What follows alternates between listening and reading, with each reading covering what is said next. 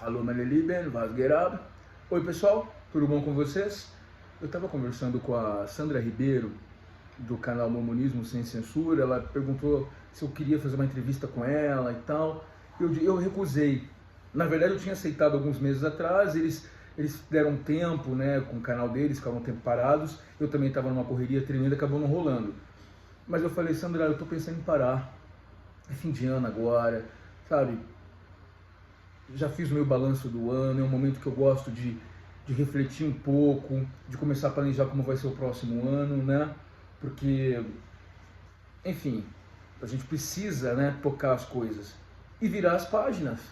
É importante, né? Saber a hora de deixar algumas coisas de lado, sabe? O que eu estou carregando que eu não preciso carregar mais? Porque às vezes a gente não tem mais espaço para abraçar novas responsabilidades e projetos, porque estamos conduzindo coisas, carregando coisas que não precisam mais ser carregadas, né? Então a entrevista não rolou, eu falei para ela, deixa eu dar um tempo, deixa eu pensar um pouco, e enfim. Porque é óbvio, né, gente, esse trabalho não vai durar para sempre, eu acho que eu já dei o meu recado, eu acho que a minha meta maior era contar, era fazer esse relato para vocês, era tirar minha família de lá, eu consegui, não tem nenhum parente meu naquele lugar. Isso para mim é uma imensa vitória, né? Para o meu deleito e glória, né?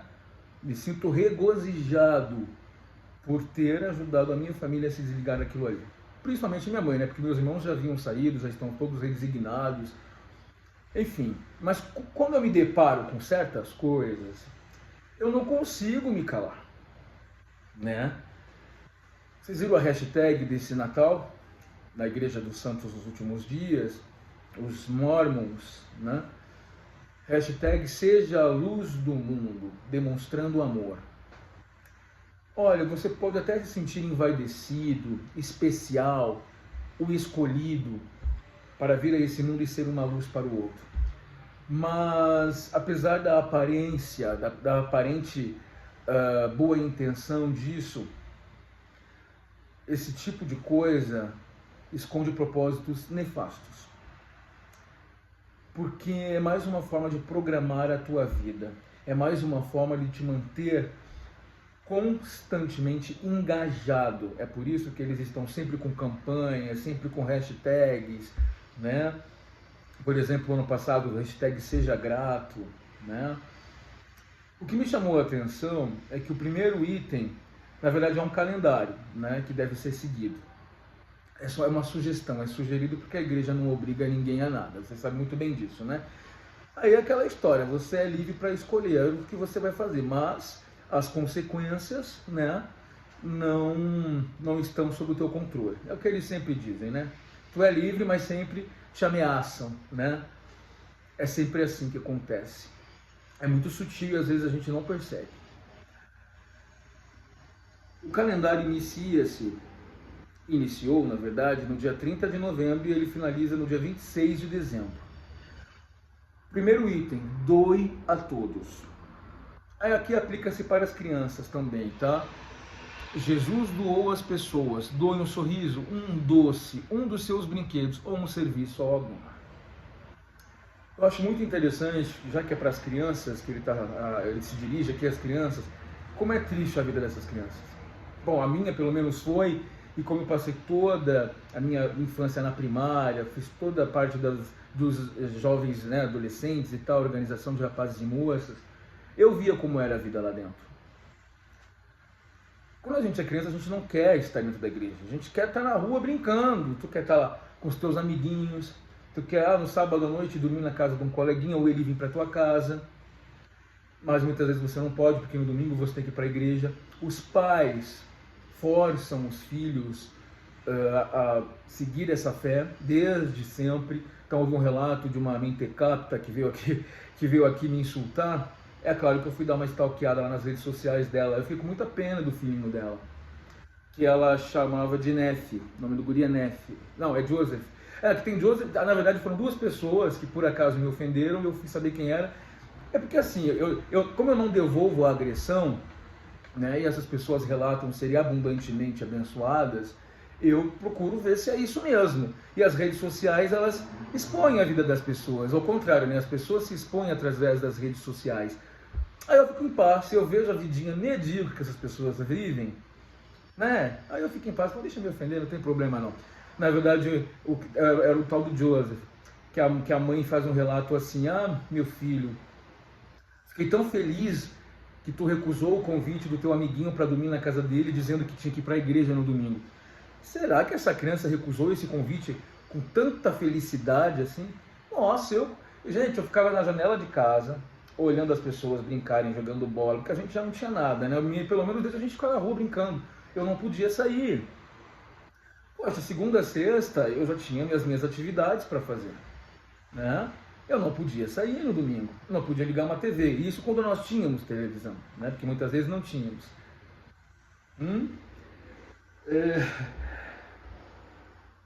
Foi uma infância miserável, sinceramente, miserável e toda programada. E aí eu fico pensando nesse amor, infinito amor que Deus tem pelos seus filhos, pelas criancinhas, né? Porque Jesus Cristo tinha a predileção, gostava de estar perto das criancinhas, né? Hoje em dia isso não seria muito recomendado, tá? Um adulto pegando criancinha no colo, se cercando de criancinhas, isso não seria bem visto pela sociedade, tá bom? Como vocês sabem que eu não tenho a menor simpatia por esse personagem, né, histórico, mitológico, enfim, né, muito obscura a história dele. Na realidade, ele passou por um processo de branqueamento, né? Ele se tornou um homem europeu, mas na verdade ele era um mouro, segundo a ciência. Então tem muita coisa obscura nessa história toda. Fato é que ele não ressuscitou no terceiro dia, tá? Isso a gente sabe porque ninguém morre e ressuscita, né? Isso não existe, pelo menos no mundo real, o mundo que eu conheço, que eu acredito que seja o mundo que você conhece também, né? O que vem depois, meu amigo, aí é outra história. Eu não sei, mas os mormons também não sabem, tá? Se é que vem alguma coisa. Mas eu acho que é muito importante você colocar o teu cérebro para funcionar. Porque quem raciocina perde a paz. Só está em paz quem recebe tudo de peito aberto, o ingênuo, o ignorante. Ah, eu vou obedecer. Eu não tenho essa vocação. Eu sou uma pessoa insubordinada por natureza. Não que eu me coloque do como contra para tudo, tá? Eu sei ser colaborador, eu sei ser cooperativo, eu sei fazer isso, tá? Mas eu preciso estar convencido de que é razoável. Eu preciso acreditar naquilo. Eu preciso passar pelo critério aqui, sabe? Eu preciso fazer um julgamento das coisas para aceitar. Preciso. Não gosto que me imponham nada, tá? Então, esse amor imenso de Deus pelas criaturas, né, me deixa um pouco assustado, porque veja bem, você vem a esse mundo e ele condicionou a tua vinda para cá ao mero ato do sexo, correto? Não necessariamente precisa haver penetração, essas coisas, né? Porque tem a famosa história do fazer pelas coxas, o coito interrompido, né? Cuidado, porque às vezes um pequeno descuido, uma brincadeirinha ali, engravida. Então, por exemplo, você vem para um lar muitas vezes disfuncional, em países miseráveis, ou vem numa desvantagem enorme em relação às outras pessoas, num mundo repleto de preconceitos, num mundo que prega-se a felicidade sobre todas as coisas, o sucesso, que é ser bem-sucedido, em que todo mundo quer aparecer, né? E muitas vezes você vem para esse mundo sem ter nada. E ainda você engolir a história de que Deus te ama. De que eu acho que Ele ama alguns. Eu acho, na minha opinião, tá? Porque é impressionante como alguns têm tanto e outros não têm absolutamente nada. Não estou falando das ações humanas, dos entroncamentos históricos, da escravidão, não é isso que eu estou falando. Eu estou falando do ato de você vir para cá numa circunstância X, por si só. Então você tem ali, poxa vida, nasce num lar pobre, num país miserável, às vezes a sua aparência externa, né, não é aquilo que a sociedade quer, ou uma deficiência física. E Deus amou o mundo de tal maneira que mandou seu Filho unigênito para morrer por todos nós. Dá para engolir essa? Não dá, né? Eu nunca consegui engolir. Eu só não tinha palavra, eu não tinha vocabulário para expressar, para externar isso aqui, para elaborar o raciocínio. Mas eu sempre achei muito esquisita essa história. Sempre achei. Porque quem ama trata igual. Quem ama concede a possibilidade de todos serem felizes. Isso não existe. Não há essa possibilidade necessariamente. O cara precisa ser muito elaborado para conseguir lidar com certas circunstâncias. Eu lembro de um caso de uma guria que vendia bala, chiclete aqui na região da Paulista, e eu sempre comprava, né? Porque na verdade é trabalho. Ela não está pedindo esmola, né? Quem está vendendo bala está trabalhando. Olha aí, já está trabalhando. Aí eu sempre dava um dinheirinho.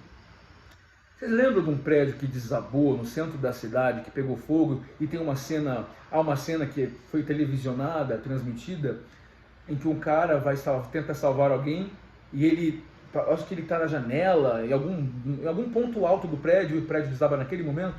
Foi um ano passado, ou ano retrasado, acho que foi um ano retrasado isso. E eu encontrei com ela, ela estava, aliás, ela deu uma entrevista, ela estava dentro do prédio, lá que ela morava, um prédio, uma ocupação no centro da cidade. E ela deu uma entrevista que me chamou a atenção, que ela não chorou, que ela estava bem. E aqui eu fiquei querendo encontrar com ela para perguntar como é que ela consegue lidar com isso. Perde tudo de um dia para o outro e tá ali. Ela falou assim, mas eu não tinha nada. Uma mulher adulta já. Eu passo por isso desde a infância. Aquela mulher já está mais do que escaldada. Mas você vê, não tem nada. E o pouquinho que tinha, que era uma invasão de uma casa, não tem... E ela disse que ela cozinhava, né, para as criancinhas lá e tal. Olha que situação. E a gente tem que encarar e ouvir essa história, né, que a igreja, que a religião prega, de um modo geral, do amor de Deus para com seus filhos. Eu não sei, gente, eu não peço nada para ele. Não peço nada porque ele não dá. Eu, pelo menos, nunca recebi nada. O pouco que consegui, e tenho conseguido, e tenho crescido, eu arranquei da vida, que a vida não me deu. Eu arranquei a força, ao custo de muito suor. Sabe assim, arrancar a força mesmo por desaforo? E vou arrancar mais, né? Ser a luz do mundo é um calendário com atitudes diárias pré-estabelecidas que você deve cumprir. Então, por exemplo, tem aqui doar. Na verdade, eles mandam você doar um docinho, um brinquedinho para a criança, mas já é para os pais irem ensinando a criança a doar o dízimo. Tá? Porque eu fui doutrinado assim, desde criancinha, se eu ganhasse um realzinho, 10 centavos ali. Se eu ganhasse 5 reaisinhos, é para lá. E eu odiava, porque eu não queria. Eu queria aquele dinheiro para mim. Mas enfim, né? Deixe seu amor brilhar. Aí tem aqui assistir um filmezinho da igreja. É tudo voltado para a organização, tá? O que mais que eles colocam aqui? Jejum solidário. Ai, que bonitinho. Um jejum solidário. O jejum solidário. Deixe de fazer uma refeição ou duas, para criança, tá? Deixe de fazer uma refeição ou duas e peça para a sua família doar o dinheiro dessas refeições para a caridade. Que caridade é essa? A Igreja Mórmon, a caridosa Igreja Mórmon, né? Que no meio de uma pandemia investiu pesado em campanhas de jejum, que era para não abrir os cofres. Porque afinal de contas, a imensa fortuna que eles acumulam em seus fundos de investimento são para os dias difíceis. Tu imagina que dias são esses? Se os dias difíceis não chegaram ainda, então imagine quando então que vão chegar. Inclusive, um dos diretores da Organização das Nações Unidas, o representante deles, disse para aquele empresário, cujo nome não me lembro agora, que com 35 bilhões de dólares era possível resolver o problema da fome no mundo. O cara falou assim, então me prova que dá que eu ajudo. A Igreja Mórmon tem 110 bilhões. 110 bilhões, é mais, né? Porque, veja bem, se em um ano o fundo de investimentos lucrou 6 bilhões e eles já tinham 100 bilhões, foram 6 bilhões em 2020, 2021 já acabou. Então vamos colocar mais 6 bilhões aí, que eu não tenho esse dado palpável ainda, mas vai sair. Daqui a pouco chega para mim a informação de quanto tá. Vamos dizer que esse fundo lucrou mais. Então, ano após ano, esses bilhões se transformam em mais bilhões. É muito dinheiro somando, é muito dinheiro multiplicando. No meio de uma pandemia gravíssima, parece-me que entre 5 e 6 milhões de mortes já no mundo, né? Então você tem aqui toda a tua vida programada, todas as tuas ações pré-estabelecidas. Você não vai fazer uma visita a alguém, como eles colocam aqui, visite os amiguinhos, não sei o quê, porque você quer fazer aquilo, você faz porque é recomendado que você faça, porque é estabelecido que você faça. Não é uma atitude de dentro para fora, né? Uma benevolência, não é. Você não faz caridade porque você é bonzinho ou porque você se preocupa com o outro. Você faz porque é exigido que você faça, né? E você também tem uma reputação a zelar dentro da igreja, então você precisa fazer obras para ser visto por todos, né? É a glória dos homens que os mormons falam tanto, né? É assustador ter uma vida programada, um script já feito por outra pessoa para que você siga, né? Olha, eu não sei como alguém consegue viver isso. Eu não sei. Eu não sei se é incompetência, eu não sei se é incapacidade de tomar as próprias decisões, de fazer as próprias escolhas, de tomar os próprios tombos, as próprias rasteiras, de alcançar o sucesso, porque faz parte. Acertar também faz parte, gente. É esse o grande erro. As pessoas acreditam, porque são doutrinadas a isso, que elas não podem acertar sem a organização, sem o aval, sem a chancela da organização. É mentira! Você vai acertar sim, assim como você vai errar, estando lá ou estando fora. A diferença é que aqui fora, se você acerta, o mérito é teu. Lá dentro não, se você acerta, o mérito é deles. O que fica contigo são só os deméritos. São só os erros, são só as culpas. Tá? Se você tem um bom trabalho é porque você foi abençoado por Deus através da igreja. Não é porque você estudou, não é porque você correu atrás, não é porque você suou, não é porque você estava lá competindo, colocando a cara a tapa para ver para que final. Tá, são 50 candidatos, quem sabe uma dessas vagas será para mim. Coloque-se no páreo, seja competitivo. A vida é assim, né? A tal da seleção natural, né? Há uma exposição agora de Darwin, a evolução, que é brilhante aquilo ali, brilhante, provado. Ele colocou espécies de plantas, de sementes para cruzar e viu que dava. Como aconteceu? Ele viajou o mundo coletando dados. Não é um cara que um belo dia acordou e falou assim, eu sou Jesus. Não é um cara que um belo dia acordou e foi no bosque, que convenientemente era do lado da casa dele, né, da miserável e parca residência onde ele vivia, porque ele era muito pobre, e teve uma visão. Eu não sei, às vezes eu tenho sonhos que eu acordo e estou achando que aquilo aconteceu. Eu posso um dia sair no meio da rua dizendo que eu tive uma visão também, que eu vi minha avó falecida, enfim, né? Reflita sobre isso, parece bom, parece uma coisa bem intencionada. Olha, compartilhando a luz, no dia 21 de dezembro, por exemplo, Jesus ensinou por meio de histórias. Compartilhe uma história de sua vida que é especial para você. Ai, mas coisa mais chata, cara. Nossa Senhora, sei lá, parece que a gente é idiota. Sabe esse tom que eles usam? Primeiro que eles estão falando de Jesus, por quê? O que importa para eles é a alta liderança, é a alta cúpula. E isso, gente, isso é fachada. É pura fachada, tá? Reserve um lugar, dia 12 de dezembro. Convide um amigo ou familiar para ir à igreja com você. Dia 6, hoje é dia 6, né? Vamos lá. Memória mágica. Pense em uma memória de Natal favorita que te ajudou a lembrar de Jesus. Bom, eu desde a infância, meu amigo, eu não lembrava de Jesus coisíssima nenhuma. Não lembrava. Eu queria mesmo era comer as coisinhas boas, né? Porque era uma das poucas datas que tinha alguma coisa, né? Mas Jesus, para mim, era insuportável pensar nessa ideia. Porque você imagina, você é uma criança, você tem que acordar. Bom, tua mãe sai cedo para trabalhar, então você vai acordar junto com ela, e ela carinhosa, como sempre foi, né? Para não dizer o contrário. Então a gente tem que entrar, ajoelhar. Olha, ajoelhar para quem? É engraçado que desde criança eu sabia que não tem como você se ajoelhar para falar com Deus, um ser que não se mostra, que não se apresenta. Ah, mas o silvo dos pássaros é um sinal de Deus na natureza. Ai, por favor. Tenha santa paciência. Onde é que nós estamos? Claro, as pessoas que se sentem bem lá, ok, mas eu estou contando a minha história. Era assim, olha só, acorda de manhã, oração familiar de joelhos. Levantou, antes de escovar os dentes, lavar o rosto, ajoelha para fazer oração individual. Vai lá, escova os dentes, hora de ler o livro dos Mormons. Tem que fazer uma oração de joelho também e ler o livro dos Mormons. Na minha casa as coisas eram assim, eu achava que Deus estava me olhando lá de cima. Porque lá é assim, você peca até no teu pensamento. Imagina para uma criança escutando isso 20, 30 vezes por dia. Ó, cuidado que Deus está vendo. Ó, cuidado. Ó, os seus pensamentos. Olha isso.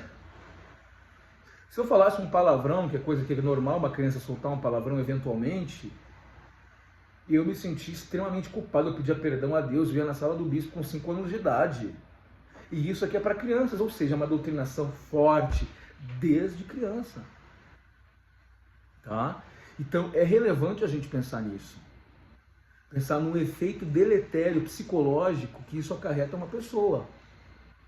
Né? Porque veja bem, cada um faz da vida o que quer. Né? Eu penso dessa maneira.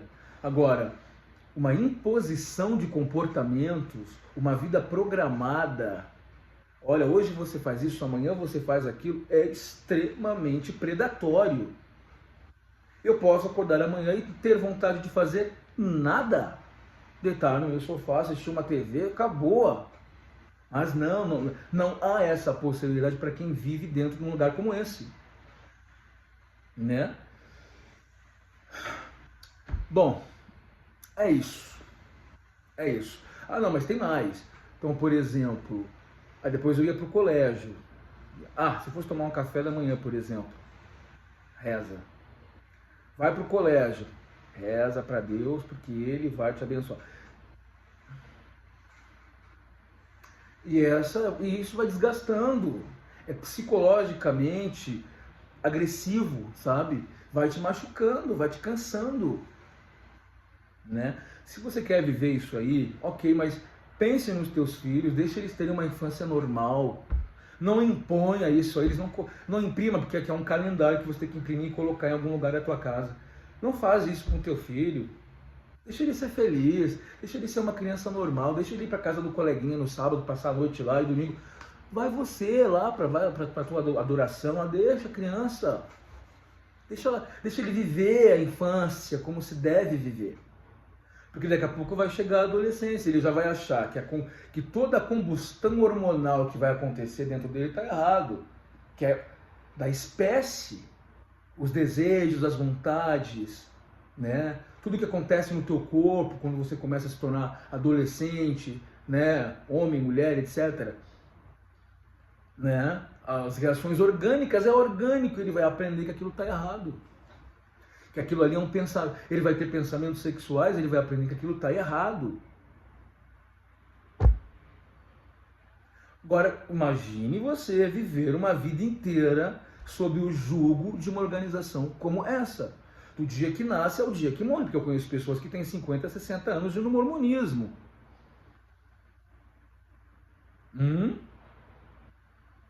É muita coisa, né? Tem que gostar muito. Eu prefiro ficar longe. E, sinceramente, como quem viveu com conhecimento de causa.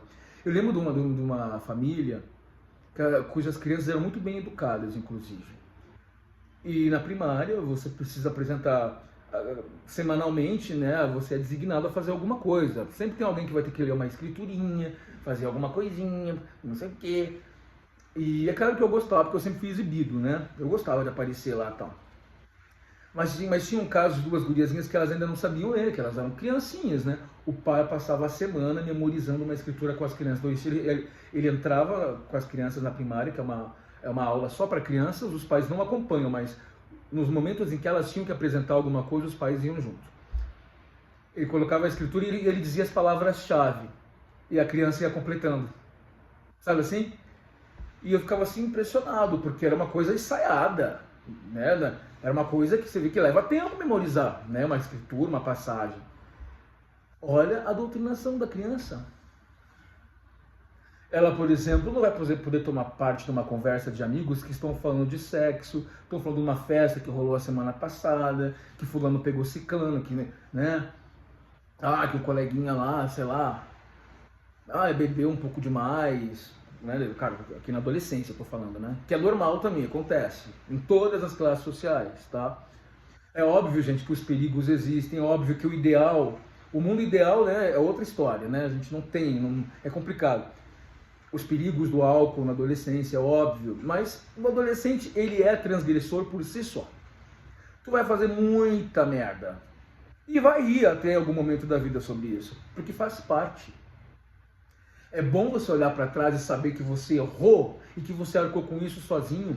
É bom olhar para trás e saber que você tem memórias, porque quem vive dentro de um lugar como esse não tem memórias. O que você fez semana passada? Eu fui para a igreja. O que você fez semana retrasada? Teve um baile na igreja. O que você fez no carnaval? Eu fui para um acampamento na igreja porque é uma data demoníaca, é assim que eu fui ensinado, tá? É uma data de muita devassidão, as mulheres de peito de fora, as pessoas transando feito loucos. Oh, que maravilha! Que maravilha! Seja um pouco livre. Porra! O que vai ser então? E aí que eles ganham espaço. Por quê? Eu gosto muito da frase a vida é uma só. E tem até uma passagem nos livros deles que eles dizem assim, mas aí eles estão se referindo a pessoas como eu, né? Que eles dizem assim, deixa eu desligar aqui.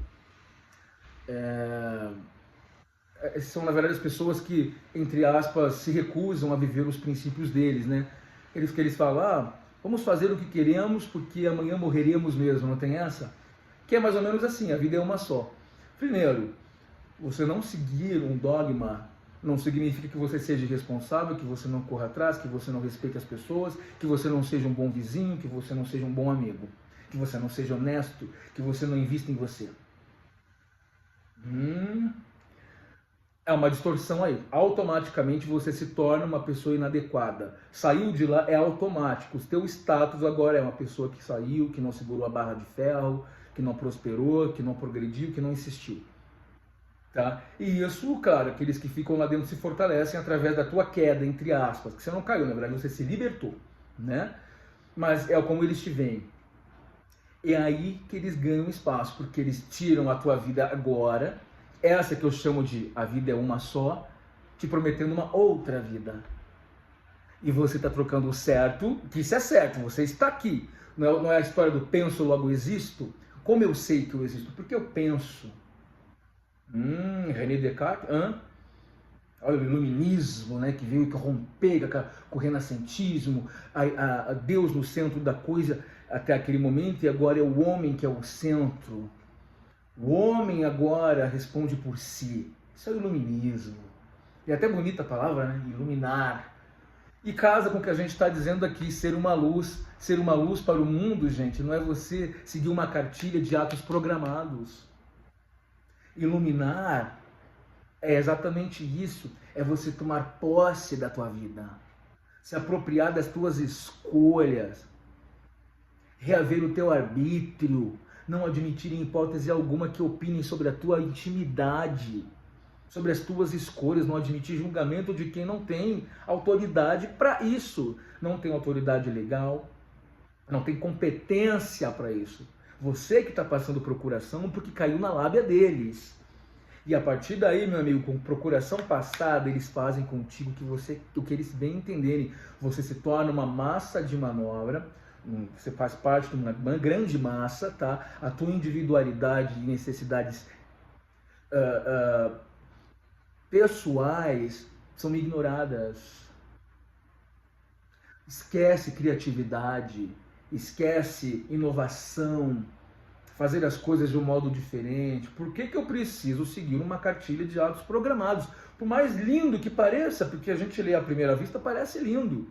Mas quando você começa a pensar que você está vivendo uma vida programada, olha, hoje é dia 6, hoje eu tenho que fazer isso para cumprir um calendário.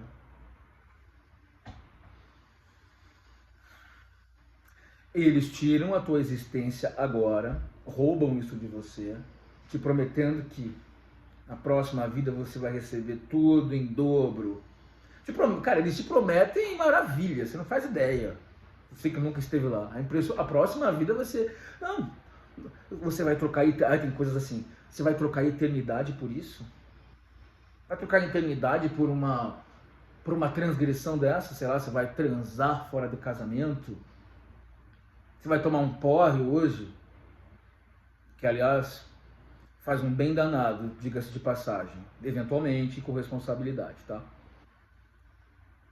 Ai, que triste, uma vida de quem nunca tomou um porre. Desculpa, não consigo. Não consigo. Cara, eu não tô aqui, né, dizendo que, enfim, que o álcool é legal. Não é isso que eu tô dizendo, não. Mas eu gosto de tomar uma cerveja, né? Mas assumo a responsabilidade dos meus atos, tá? Assumo totalmente. É louco isso, né? Você vai trocar a eternidade por esse momento de luxúria, de prazer, a eternidade. Pô, louco, eu não quero saber de eternidade. A vida é hoje e agora, cara, e é um sopro. Eu parei para fazer um balanço dos últimos 10 anos. Eu estava com 24 anos, 10 anos atrás. Olha, 10 anos, eu falei, caralho, já passou 10 anos. 10 anos se passaram. Afortunadamente eu fiz muitas coisas, isso que é legal. Agora imagina o tempo passando, e a roleta da vida só anda pra frente, e o fim é a morte, aceite você ou não, tá? E você não tem nada pra contar, nada pra contar. Tudo que você vai compartilhar com as pessoas diz respeito àquele grupo fechado. Fora dali você praticamente não tem relacionamentos, tá? E as tuas mínimas escolhas e decisões têm como centro aquela fé. É interessante. Bom, vamos ver quem está certo e quem está errado. No último dia a gente vai saber. Tá certo? Boa semana para vocês. Um beijo e nos vemos em breve. Tchau, tchau.